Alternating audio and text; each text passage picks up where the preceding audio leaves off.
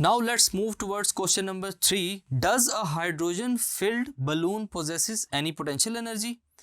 क्या जो hydrogen filled balloon होता है, एक ऐसा बलून जिसके अंदर हाइड्रोजन गैस फिल्ड हो, उसके अंदर पोटेंशियल एनर्जी होगी? एक्सप्लेन करें। The answer is yes, a hydrogen filled balloon possesses potential energy. Hydrogen is a lighter gas than air.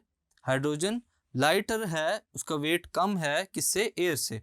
So when we fill a balloon with hydrogen gas and release it in air, it starts moving upward against the gravitational field. तो जैसे ही हम लोग उसके अंदर hydrogen gas fill करके उसको छोड़ देंगे, तो वो क्या करेगा स्टूडेंट्स? वो अपवर्ड डायरेक्शन में मूव करेगा अगेंस्ट द ग्रेविटेशनल फील्ड।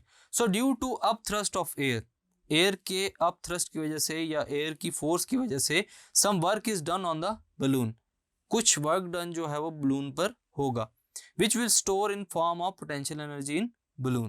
वो क्या होगा, किस फॉर्म में स्टोर होगा स्टूडेंट्स? पोटेंशियल एनर्जी की फॉर्म में। तो इस क्वेश्चन में हम लोगों ने देखा कि कैसे पोटेंशियल एनर्जी गेन करता है एक balloon due to hydrogen gas. Thank you.